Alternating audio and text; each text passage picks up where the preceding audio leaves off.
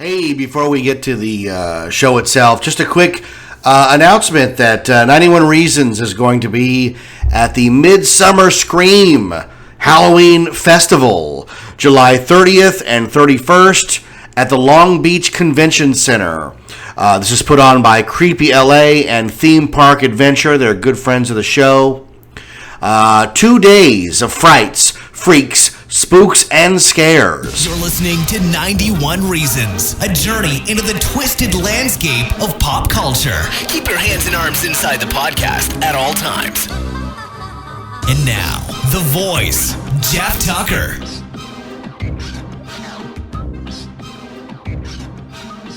So if you've been following along, this is episode 4, part 4 of me pontificating about writing.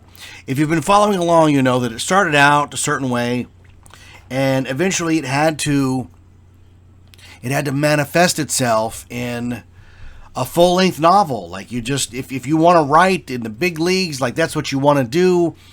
You know, you want to leave your mark, and I started out with these screenplays thinking, I'll sell a few and I'll retire, and and then the movies will get made, blah blah blah blah. A lot of people sell screenplays and the movies never get made. They make a whole living out of selling screenplays that never reach the actual screen because you still get paid.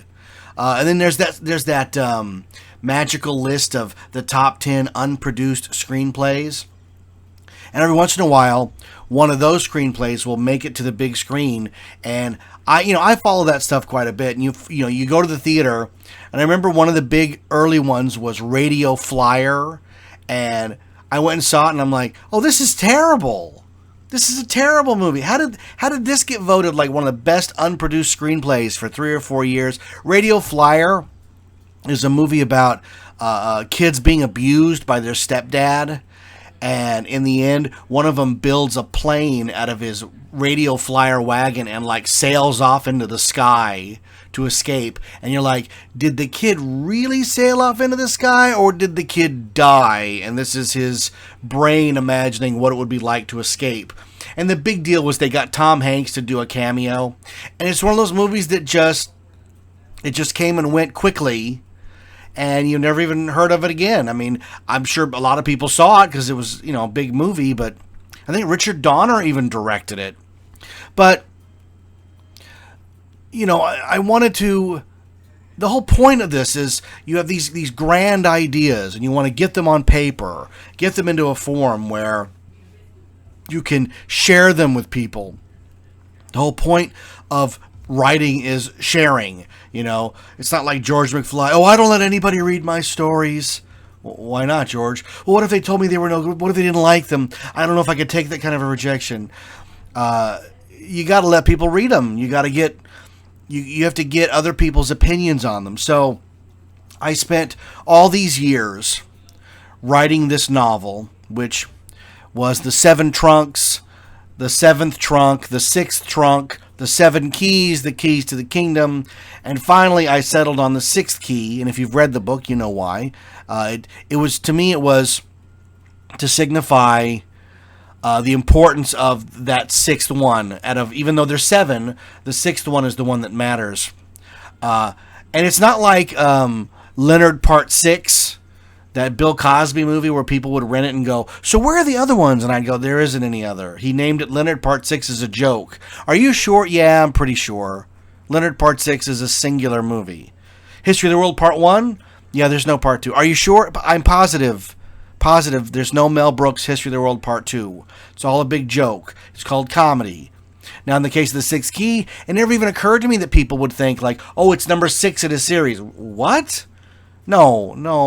It's not like that. But people don't watch The Third Man and go, I wonder where the other 2 movies are. The First Man and the Second Man. No. So, you have a book. You've written a book. I talked about finding that magic key moment of Josie and the wraparound story, and it all coming together so nicely, especially the last few pages. It just, bang, it just hits you. It's so good. I really love it.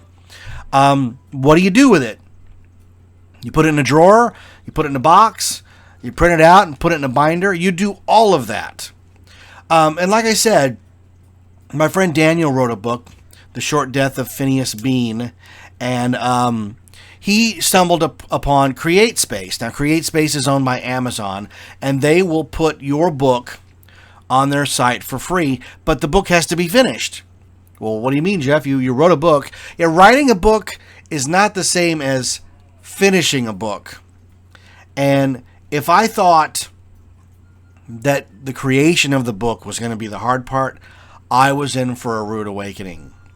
Because in order to get it from a computer program to a printed book, there's about 10,000 steps. The first of which is you have to edit the book.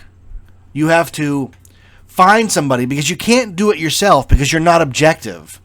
And you'll find, and this is the part that really surprised me, you can read a page 10 times and still not catch simple misspelling of words. And the reason that is you're so familiar with the work that your brain fills in the gaps or glosses over the mistakes just to comprehend what's on the printed page.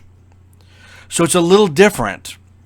So luckily, my boss at work, Julie, she offered to read it for me and take a red pen to it. So what I did was I uploaded the manuscript to CreateSpace and printed out proof books. Proof books are cheap, but I'll tell you, to have that George McFly moment of the book coming to your house, and at that time it was called The Sixth Key from the Secret Files of the Magician's Club. That was the name of the book. And Julie set about red penning it. I set about red penning it. And this is after major, rewrites that I did just to rewrite it. There were huge chunks of the book taken out. Like I said, there was a whole sequence involving cowboys in the desert and caverns that was taken out. Some scenes were combined to make them clearer and shorter. A whole action sequence involving a runaway car was moved to a completely different kind of action scene. So there were a lot of concessions made. There were moments where I chopped the first 100 pages off the book and started it much quicker into the action, and then decided that was too quick and tacked it all back on.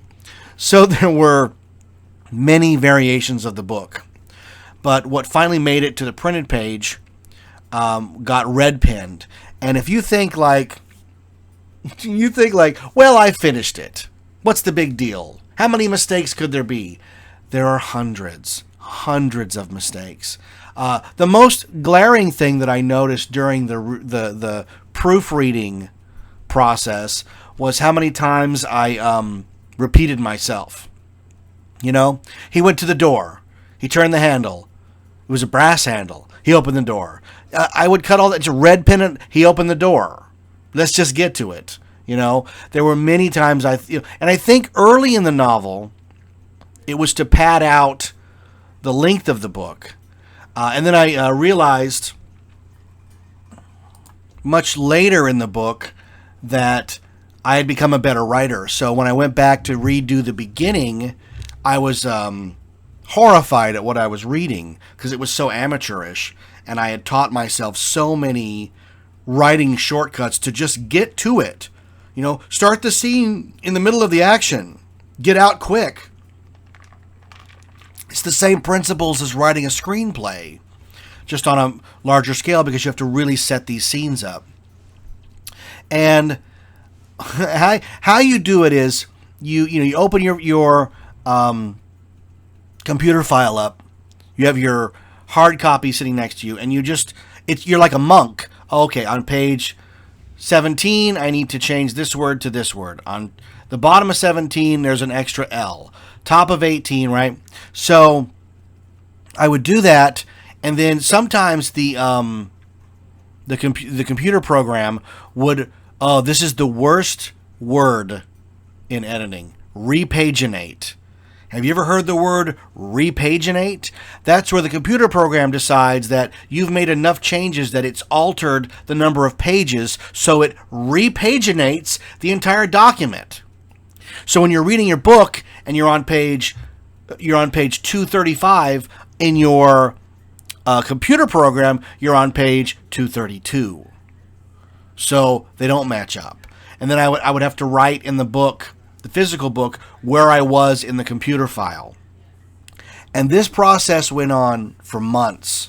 I would sit down, I would take a full pass at every mistake in there, repaginate, take another pass, and then I would get, and then months later I got Julie's version, so I went through Julie's version and found all the mistakes that she found that I didn't find. And let me tell you, familiarity breeds contempt. And there were moments where I loathed this book. Oh God, I hated it. I hated every character. I hated every line of dialogue. I hated every action sequence. I thought, I am asking too much of people to take money out of their pockets to buy this stupid book. And it really did become Spalding Gray's Monster in a Box. Like, you grow to hate it. And then, as you get further in the process, because you have to keep going, as you get further in the process, you slowly fall in love with your book again. You know, all the things that you loved in the beginning of the relationship come back to you. Oh, this is why I loved you. This is why we're together. So the book became this, oh my God, this unbelievable burden. I don't know where they are, but I know I have pictures somewhere of me editing, and I look like I want to die. Like, there's no joy in Mudville, folks. Editing a book is pure misery. I recommend it to anybody under any circumstances. And you know, Julie was a saint to try to do this for me, or to do it for me, because her input was invaluable. So eventually you hone and sand it down and sand it down and sand it down. And then you're horrified because you've lost 45 pages due to edits. I mean, that was killer. I mean, the page count was way up there, and then slowly I'm like, well, I'm losing all these pages, but you're tightening the book. You're making it more cohesive and streamlined for the reader so that there's no fat on it. So then there's a whole nother process to it where you upload it to CreateSpace. And CreateSpace has a virtual a program that makes a virtual book. Like, you can see it as if it were a book and not just a PDF document. And the thing that's interesting about that is, you know, books look a certain way. They look a certain way. When you open a book, you're not on page 1. There's usually sometimes a blank page. Then there's a title page. Then there's the copyright page where it tells you when it was printed, who printed it, and what year. Then there's a dedication page. And then on most books, there's a table of contents. And then the story begins. And that's usually between page 8 to page 12. But in the book, it's page 1. Now, here's what I want you to do as a homework assignment.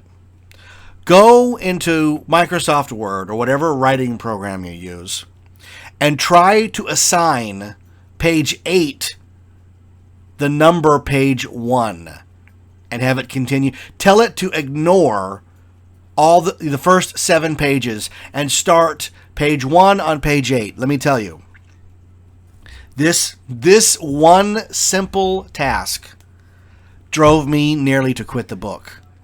I knew I had to do it because that's what books look like, and you want your book to look like everybody else, mostly. But it was hard to do. And even after I managed to figure out how to do it, I printed out how to do it so I could keep it for the future, and it was still a problem, spoiler alert. This was one of the most difficult, tiny tasks for writing a book. So then you have to put in all the rest. You have to create the title page, create the credits page, create who you're going to dedicate the book to if you are. That's a big deal. That's a really big deal, is who's the book dedicated to.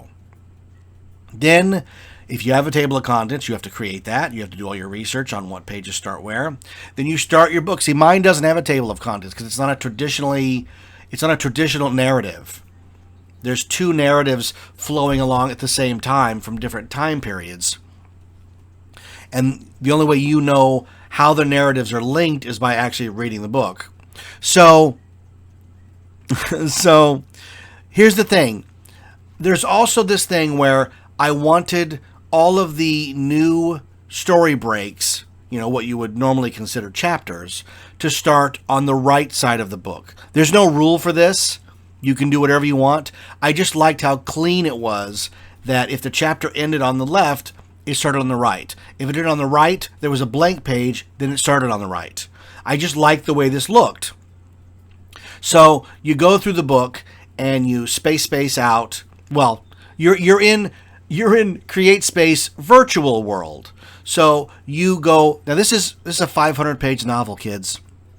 You go page by page. You click a button and it magically on the screen turns a page.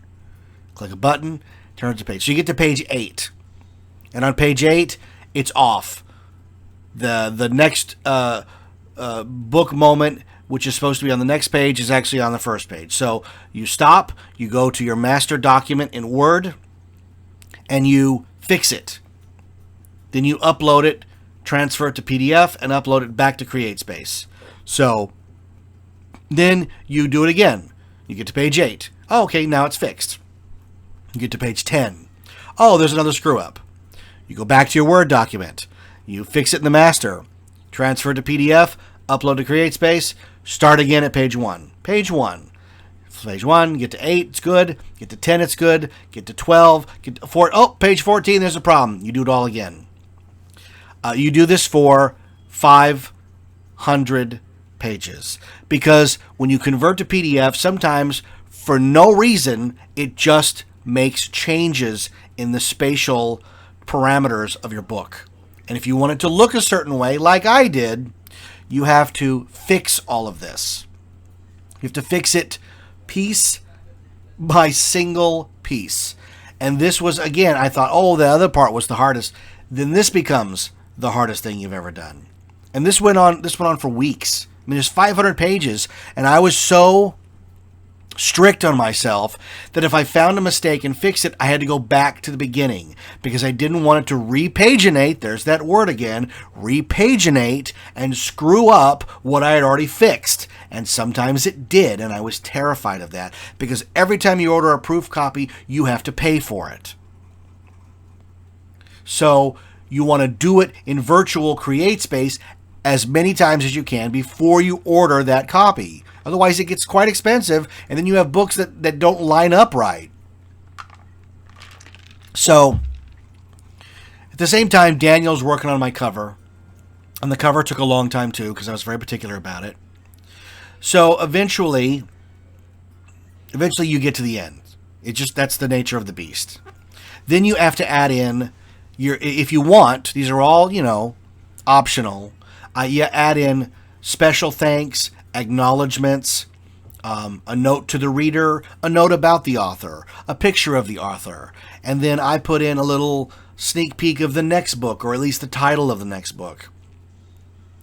And all of that, that takes another, every single time you do it, you have to check it again, because it starts to, what's the word? Yes, repaginate.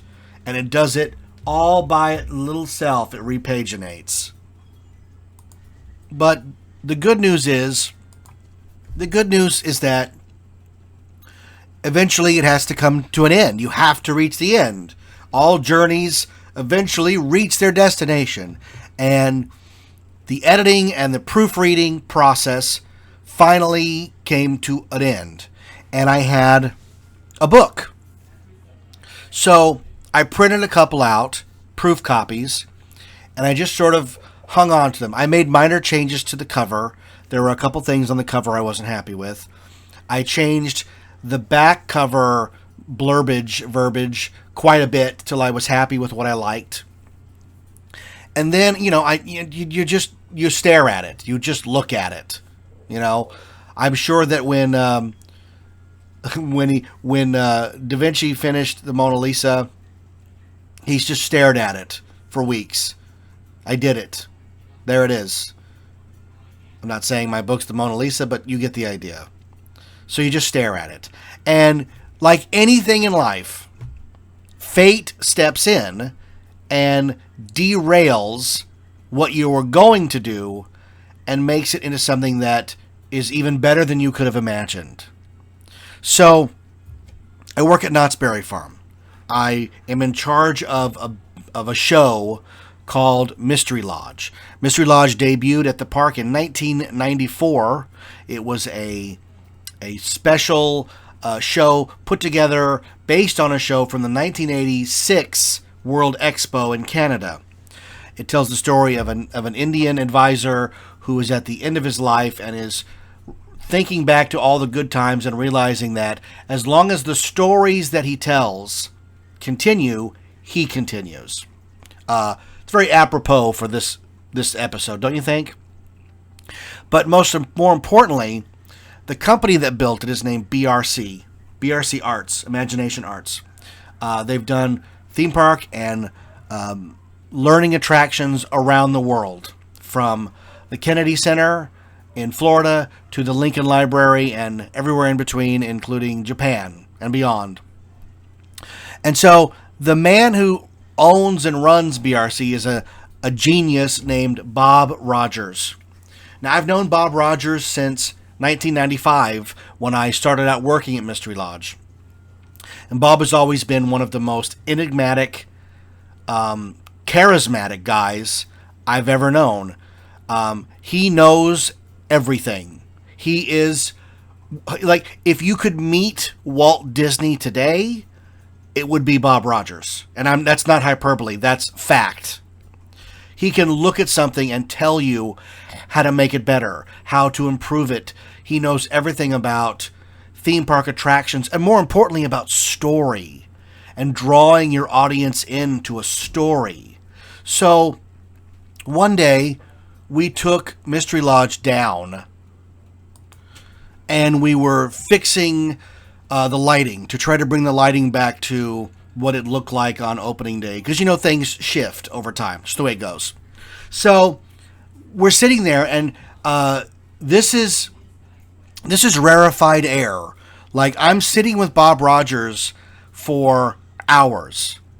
And he's got the most amazing stories. He's traveled the world. He's been with native peoples and taken their stories and made them into things. And he's been to every major theme park in the world. He's won an Academy Award, for crying out loud.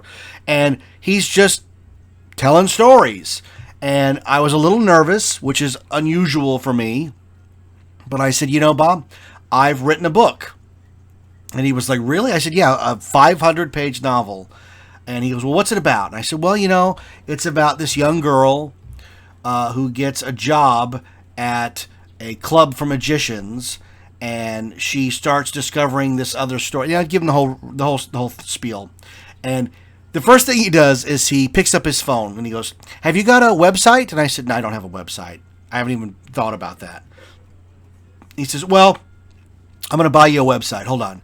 So he picks up the phone, calls his secretary, and he says, I want you to buy the Sixth Key, thesixthkey.com. So she does some work and, well, it's not available. Well, what about the number sixthkey.com? That's available. Okay, buy that. Put it in Jeff's name. So he goes, I bought you the website, The Sixth Key. So my first advice is to change the name of your novel to The Sixth Key, but with the number 6, not spelling it out. Now, this is an amazing gesture. But I had to be really honest and go, I'm really stuck on this title. There's something about the number on the book cover that makes it look like a lot of other books, but spelled out, it makes it different. And he was he understood that. Like, he understood the vision. But the next thing totally blew me away. He says, so it's about a young girl who gets a job at a club for magicians, and I can see his wheels are turning. Now this, for a writer like me, unpublished at this point, this is the greatest moment ever, because he's going to give me real advice on a book like this. You'd have to go to a master class at an Ivy League college to get this kind of feedback. And he's just going to give it to me. I have always looked at Bob in awe of what he's done telling stories around the world. He's what we should all, anybody who's creative, you look at Bob and that's what you want to be. No doubt. And I know, boy, Jeff, you're really selling this guy. And I'm not even doing it justice. So, first thing he says is, well, it should take place at the Magic Castle. And I said, oh, yeah, that'd be great if it did. But I don't have the rights to the Magic Castle. You can't just write a book and put the Magic Castle on the cover. And he goes, well, I'm going to a play tonight, a musical in Santa Barbara, and it's put on by Milt Larson and Richard Sherman. Now, Richard Sherman, is one of the Sherman brothers who wrote It's a Small World and Supercalifragilisticexpialidocious and a million other songs that you know by heart. And Milt Larson is the guy who created and built and runs and owns the Magic Castle. And I said, you're going to see Milt Larson? I know who Milt Larson is. If you're into magic like I was as a kid, you know Milt Larson. You dream of going to the Magic Castle. And I'd been to the castle a couple of times. It's an amazing place. It's one of the greatest places on earth. So he says, have you ever thought of just calling up Milt and asking him? And I said, yeah, I'm going to call Milt Larson and say, hey, will you give me the rights to the Magic Castle for free? Because I don't have any money. He's going to hang up on me. Bob goes, yeah, well, So we spent the day fixing lights and talking, and we had lunch together. And it was just, that's one of those pivotal moments in your life, right? Everybody's got them. So the next day I get a call from Bob, Jeff, hello? Jeff, this is Bob Rogers. He always says that. Jeff, this is Bob Rogers. I'm always Jeff Tucker. He's always Bob Rogers. I know how that works. Chris Gore is always Chris Gore. You never just say Chris or Bob or Jeff. You have some of us have two names smashed into one. Jeff, this is Bob Rogers. Oh, hey, Bob, it's so good to hear from you. Yeah, I spoke to Milt Larson last night. Okay. Yeah, he was really excited to hear about your book, and he's waiting for your phone call. I said, what? Yeah, he's waiting for your phone call. You want me to just call up Bob Rogers? Milt Larson? Yeah. Okay. So I hung up with Bob, thanked him profusely, and I got out a piece of paper, and I wrote down, the sixth key, Magician's Club, all these beats that I didn't want to forget when I got on the phone with Milt Larson. He gave me Milt Larson's office number, direct. So I stared at the phone for a while, picked it up, put it to my ear, put it back down, picked it up, dialed half the numbers, hung back up. This is before social media. This is how you got a date, folks. You used to call the girl up and, pray she answered so you didn't get her little brother or her dad. Oh, God. Hi, is so-and-so there? Who's this? This is Jeff from school. Hold on. Hey, there's a boy on the phone for you. Oh, God. Hello? Yeah, hey, it's Jeff. Oh, hey, what do you want? I was wondering if you're free Saturday night. I'm doing something with my parents. Okay, I gotta go. Bye. There's no emojis, no Netflix and chill. There's just you, your voice, and putting yourself on the line. And that's what I did. I called, and it rang, and it rang, and it rang, and then I got his answering machine. Hello, this is Milt Larson. Please leave me a message. And I thought, oh, this is perfect. This is perfect. I'll leave Milt Larson a message, And if it's legit and he really wants to talk to me, he'll call me back. This will be great. This is the best that could have happened, because I don't get rejected on the phone. I get rejected by silence if he doesn't call. Perfect. So I leave a message after the beep. And it's a real answering machine, folks. It's not a digital one. It's not on the phone. It's a machine with a tape, because I can hear it go beep. Yeah, hi. This is Jeff Tucker. I'm a friend of Bob Rogers, and he spoke to you about a novel I wrote. Click, hello. Oh my God, he picked up the phone. Hello. Hi, this is Jeff Tucker. I'm calling from Milt Larson. This is Milt. And so I found my chutzpah, and I talked to him about the book. And I said, it takes place at an imaginary club for magicians, but it would be amazing if it took place at the Magic Castle.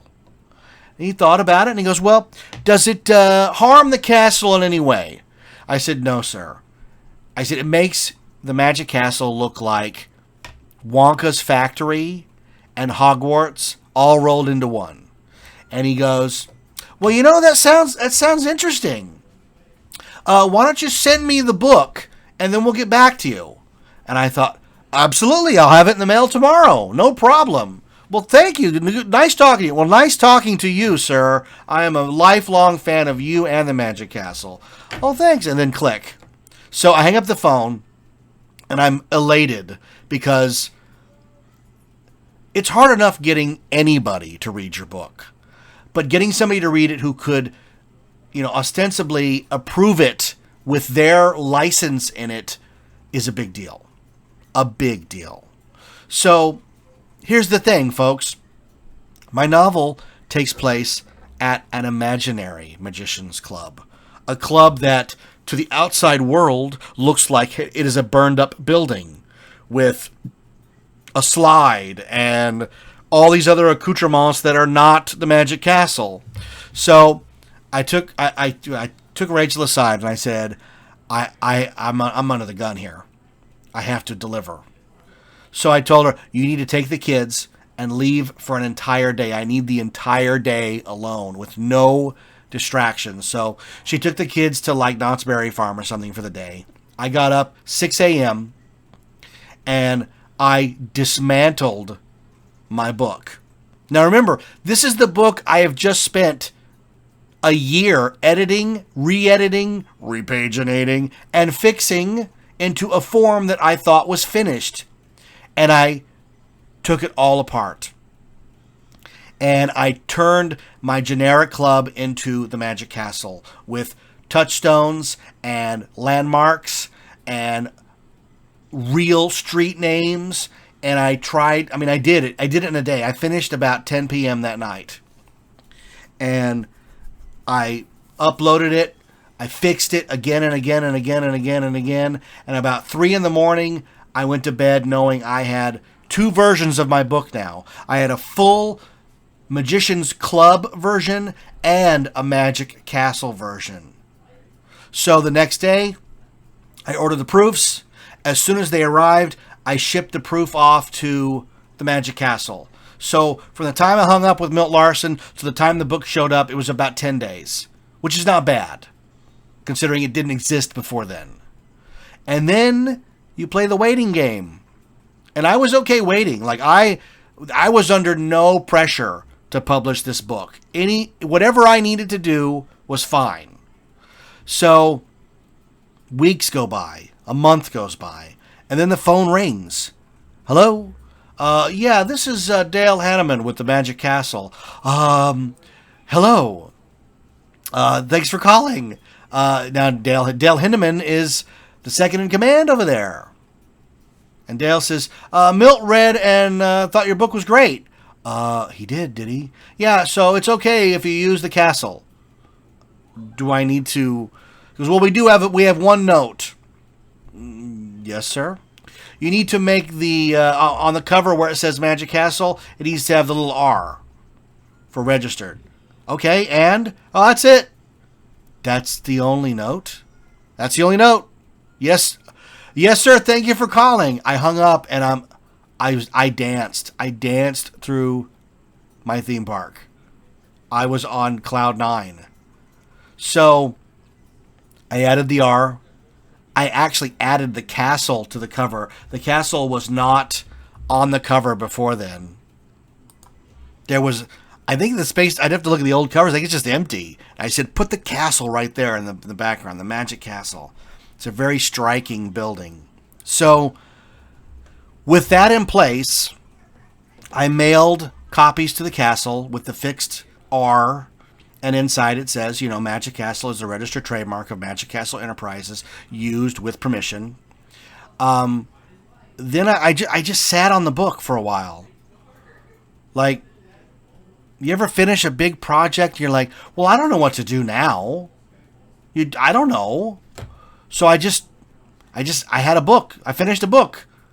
Something that most writers, when they start out, will not do. They will not finish.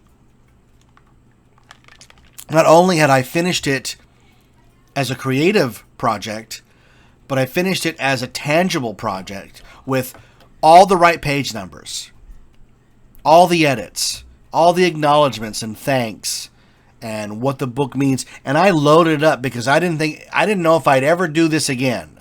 So I have it on tape somewhere. I sat at the computer one night in November 2012.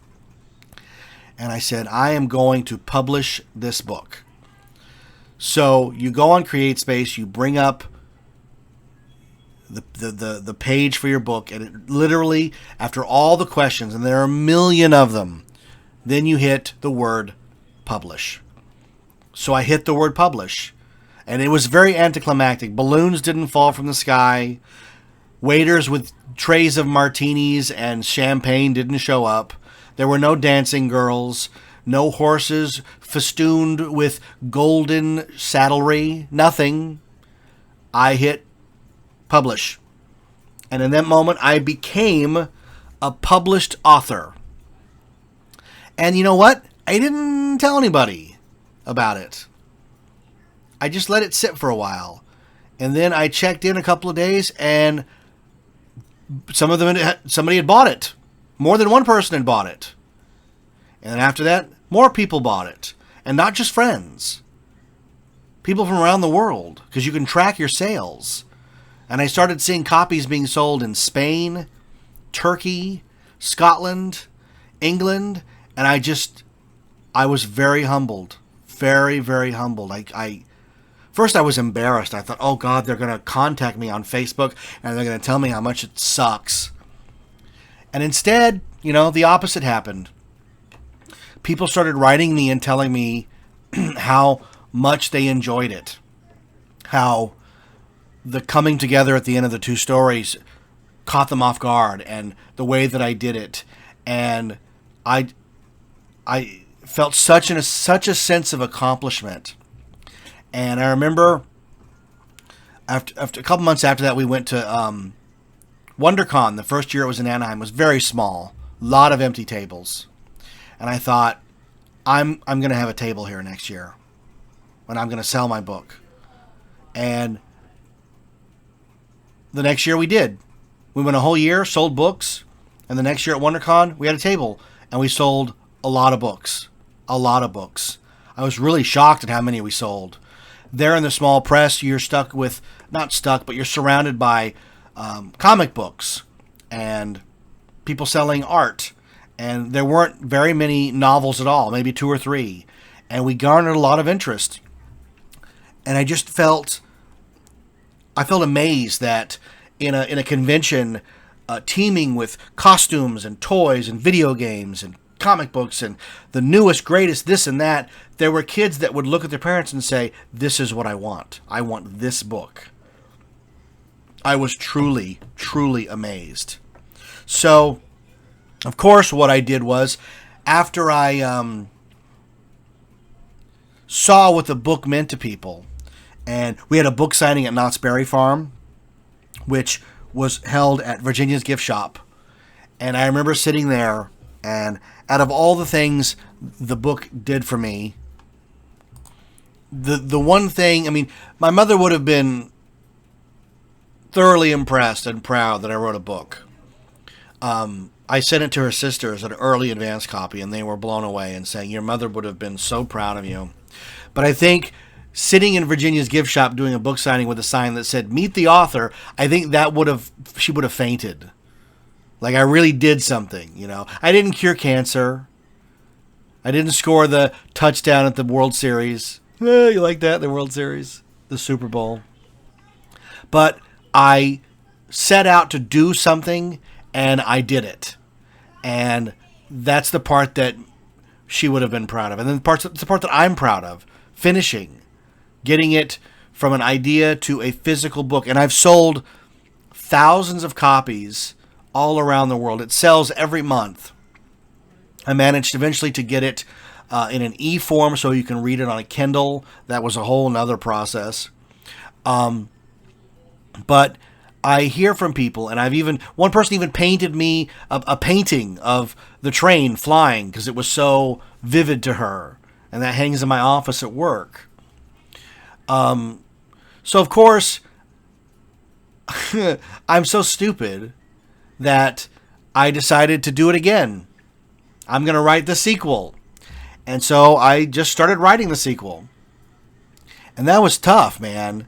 To start off, I mean, to get to, 400 and something, and to feel like I did it, and then the accomplishment that you feel, and then to do it all over again and look at the page and it says 1. You want to vomit. You don't know how Stephen King does it, except that he's getting, he makes his livelihood doing it. I don't. I have a job.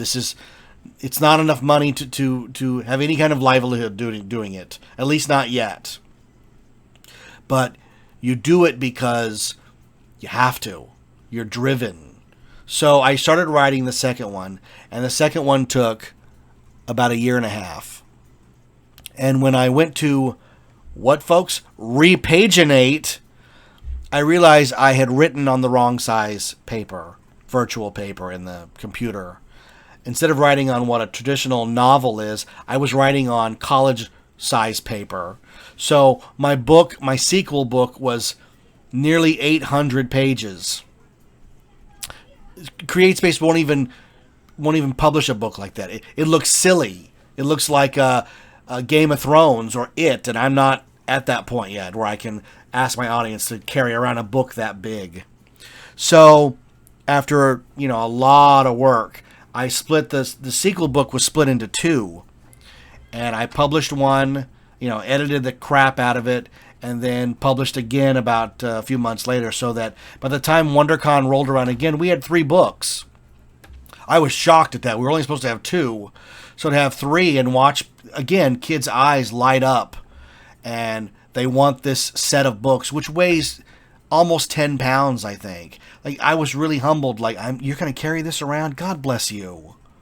And we sold a lot. I was really shocked. And book 3 ends on such a cliffhanger that book 4 was, I was obligated.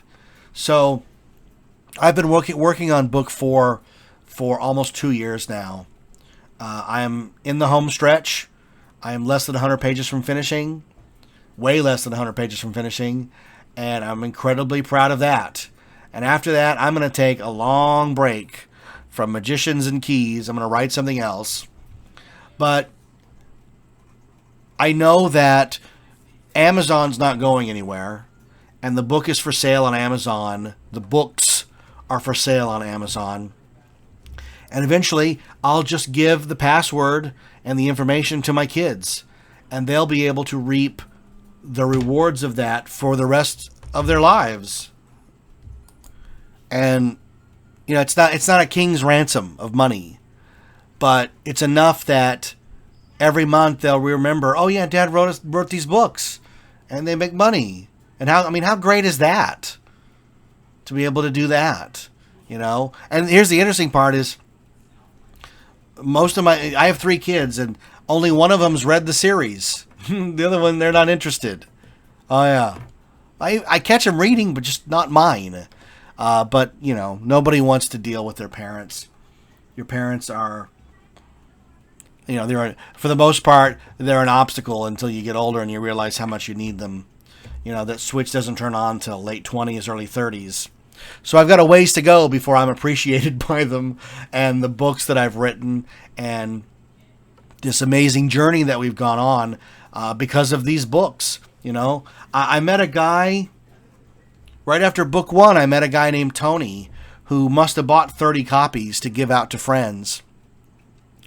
Tony was such a good guy, and he got really sick, and they gave him less than 6 months to live.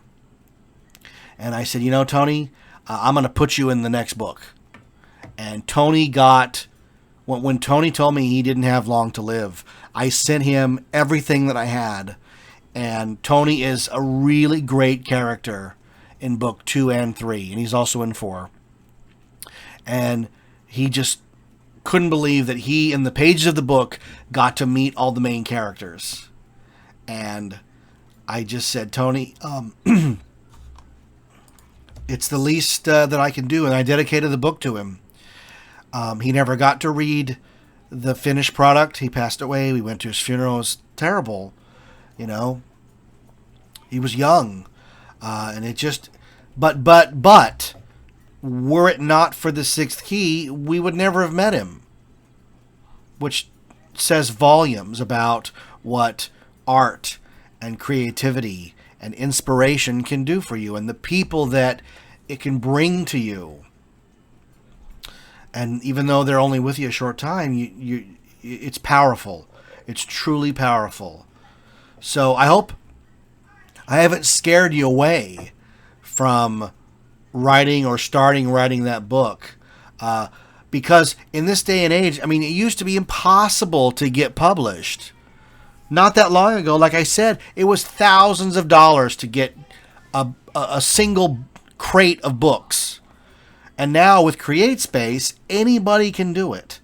And it doesn't cost hardly anything to get a book published.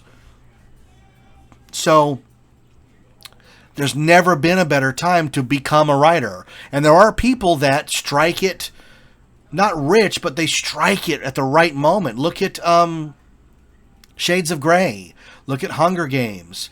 You know, Harry Potter was before this revolution, but Shades of Grey is a direct result of the ease of publishing. So there's outlets, there's ways you can break free. And I still hold on to the idea that the right person's going to come along at the right time, and they're going to see the potential in these books for a movie series or a TV series, and they're going to work their butt off to make it a reality, as much as I've worked to make the books a reality. That's inevitable. They're great books as far as, I mean, I'm biased, obviously, but they're fun. And if you know, like, how mean and awful I am to movies, imagine what I am to myself as far as following the rules and making sure the characters behave. So, thanks for checking out my series on writing. There are other things that I've written that I'm going to get to. I'm going to do an episode on writing and starring in my own show at Not Scary Farm called Tommy Tomb at the Tiki Lounge of Terror. That's coming soon. And then some other smaller stuff. But like I said, the books are available on Amazon.com. The Sixth Key, The Lost Station, and the third book, The Infinite Backward. I am finishing up The Ice Temple, Book 4. It'll be available, I'm hoping, by Christmas. Editing's gonna take a while, but we're getting much better at it. But they're all great books. They're all fun. They all connect. And then I'm gonna take a break, and I'm gonna write something completely different before I dive in and write the 5th and final novel in this series. To which my wife just told me, well, there should be 6. If it's called The Sixth Key, there should be 6 chapters. And I said, well, that's easy for you to say. You're not the one writing them. But thanks for tuning in. Don't forget, we'll be at Midsummer Scream at the end of July. We'll be at Comic-Con before that.